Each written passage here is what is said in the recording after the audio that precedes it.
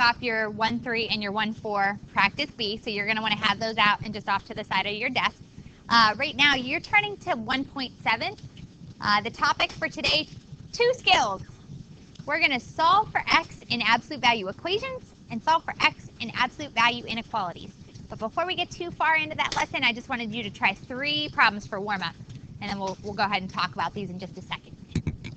I heard some really, really good discussions about the warm-up. Well, I'm going to just bring a couple of points up that I overheard as I was walking around checking homework and you were doing that warm-up. The first topic of discussion that I heard was, when do you flip the inequality? So if you had that discussion in your groups, can anybody tell me, when do you flip that arrow again? Abby. Divide by a negative is one case. And when you multiply by a negative, essentially what happens when you multiply or divide by a negative is you change the sign, plus or minus, on one side of the inequality. Because you change that sign, you have to flip the inequality to compensate for the sign change. So that is also very good.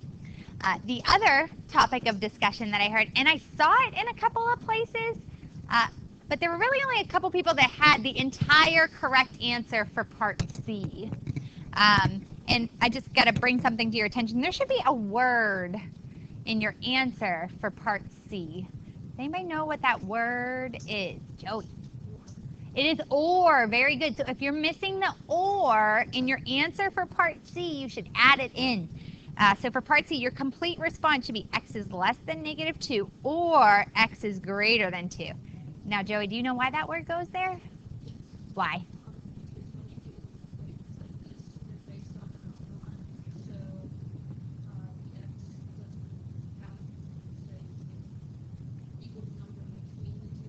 Yes. Yes. Yes. You can't be both. You can't be less than -2 and bigger than 2 at the same time. So you have to just make that discernment. Very, very good. Yes, Amanda. Yeah, watch. Okay, awesome. You guys are like mind readers. Very good. So check this out. This is on page 53 in your book. If you need to refer back to it, hey, go for it. It has to do with, I think Joey mentioned it in his response. He said it has to do with a number line. And the trick is this. If your arrows, when you go to color in the number line, point in opposite directions, like they would if you were less than -2 or greater than 2. That's the case where you write it as or. Now, what happens when the arrows overlap? That's when you can combine them. Yeah, so case in point, like these first 2 rows of this chart. These are cases where the arrows would have overlapped. And you could write that answer, to be quite frank, you could write it as a compound inequality like you see here, or you could write it with the word and. So we have and problems and we have or problems. Do you guys remember this a little bit? Okay. I know, you're like banging the rust off. It's totally fine. Okay, so with that, we're going to kind of keep this and or business in mind as we move through today's lesson. It is important. It makes your answer a little more accurate. So it is something I would be looking for on your quiz on Wednesday. You know, you got to, when it's an or, you got to write or. If it's an and, you can either write and or write it as a compound inequality. Okay, are there any other questions on the warm-up before I go on to vocabulary? Okay, vocabulary for today. We have 2 words that we need to talk about. The first one is absolute value. Is it fun? Absolutely. No, just kidding. That's really a lame joke. Okay, so let's talk about this for a second. Long story short, absolute value is defined as the distance a number is from 0 on a number line. Distance in math class, just like in this dirt triangle we talked about up here. Distance in math class, always positive. So if I ask you, what's the absolute value of -3? You have to say 3, because distance is positive. Furthermore, -3, 3 units away from 0 on the number line. So if I ask you the absolute value of -7, that'll be 7. Conversely, if I ask you the absolute value of 7, that is also 7. So absolute value always evaluates to a positive value. So let's talk about this, what's called a piecewise function.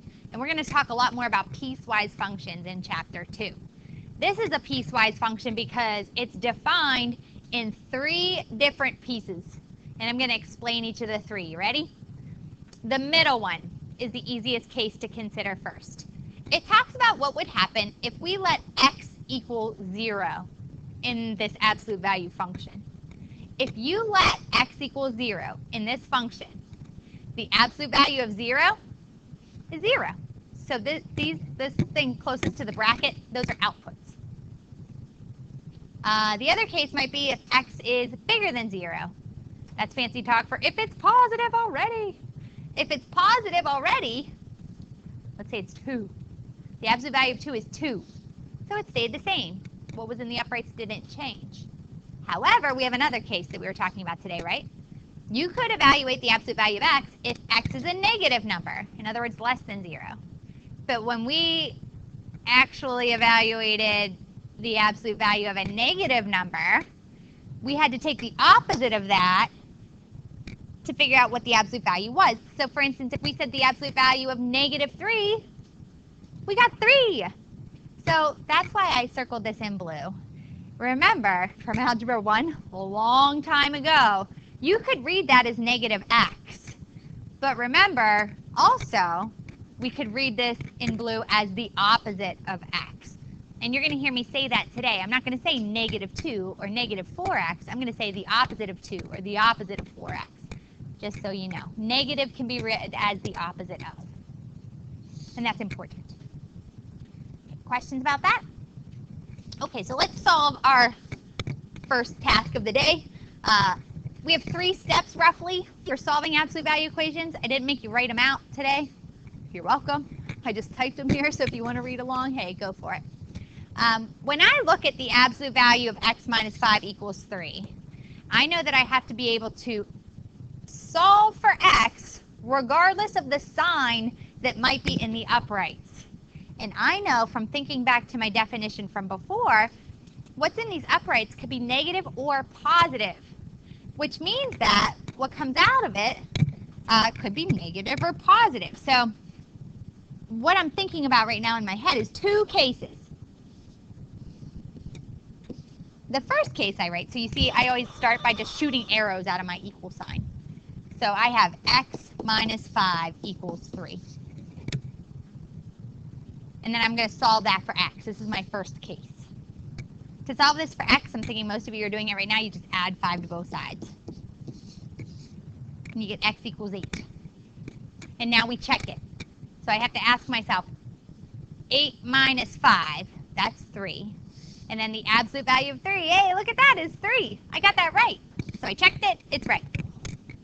The other case would occur if x minus 5 were equal to -3, or the opposite of 3. I would then just have to, once again, add 5 to both sides. Adding 5 to both sides, you get 2. Now, I think this one's going to work too. So we have to get 2 answers. Remember, when we solve for x, you're trying to find all of the numbers that could possibly work in that equation. So we got to see if 2 works. Let's see. 2 minus 5, that's -3. And then the absolute value of -3, that's 3. So this worked also. So we get 2 answers. Let's try it again. In part B, I draw 2 arrows shooting out of my equal signs, kind of like laser beams. And I have 5x minus 10. I'll set that equal to positive 45 and solve for x. And again, I solve for x by SAD mapping. I'm going to add 10 to both sides. Divide both sides by 5. I get x equals 11. In step 3 here, I would go ahead and just check this, make sure it works. 5 times 11 is 55, minus 10 is 45. The absolute value of 45 is, hey, 45, it works. The second case occurs when I set 5x minus 10 equal to the opposite of 45. Add 10 to both sides. Divide both sides by 5. I get x equals -7, and I'm going to check it to make sure it works. 5 times -7 is -35 minus 10. That's -45, and then the absolute value of -45 is 45. So this one also works. One more. So we have 2x plus 12 this time around equals another variable 4x, or variable expression. So again, you gotta draw your arrows shooting out of the equal sign. And we have 2x plus 12 equals 4x. And then the other side is going to be 2x plus 12 equals the opposite of 4x, which is negative 4x. I would subtract 2x from both sides, divide both sides by 2, and we get 6. And then you got to check it. 2 times 6 is 12, plus 12 is 24. Absolute value of 24 is 24. Oh yeah, and 4 times 6, that's 24. So this works. Maybe you'd add 4x to both sides on the other side. Subtract 12 from both sides. Divide both sides by 6. You get x equals negative 2. You got to check it. 2 times negative 2 is negative 4. Plus 12 is 8. The absolute value of 8 is 8. But then what happens on the other side?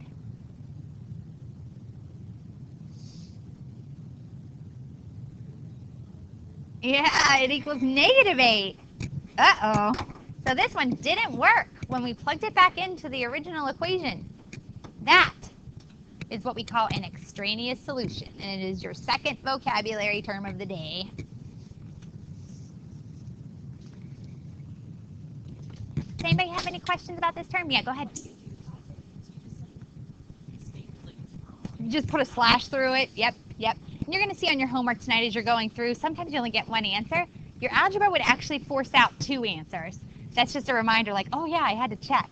So just make sure you're checking your homework tonight too.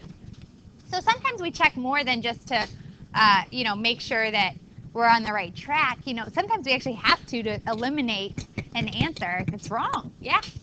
Okay, the last thing I just wanted to show you today, how do you do it with an inequality? Do you remember how we had to flip our arrows? Well, you're going to have to flip your arrows on this one too. Check it out. You're going to have to do 4x plus 5 is greater than 13. So the first arrow always just comes out of dropping the absolute value symbol. And then this guy, if we're going to set it in relationship to negative 13, you have to flip your inequality. Watch your ands and your ors when you're done.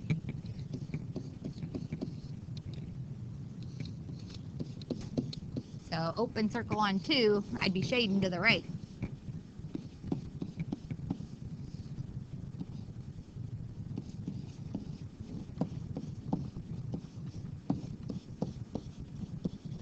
This is like negative 4.5. So we're like looking down in there. So would this be an and or an or for our answer? What do you think? Do the arrows point away from each other, or are they overlapping? What do you think, Nick? Yeah, it's an or problem. So just don't forget to include or in your final answer.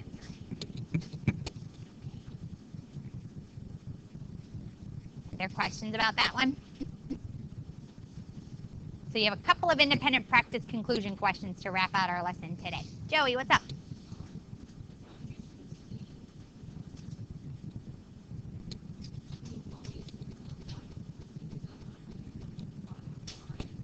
So we're introducing another case today where we have to do that, huh? So we're coming to understand that you have to flip that inequality whenever you multiply or divide both sides by a negative. Because when you do those things, Joey, you change the sign. When you divide or multiply by a negative, you're changing the sign on the right side of that inequality 100% of the time.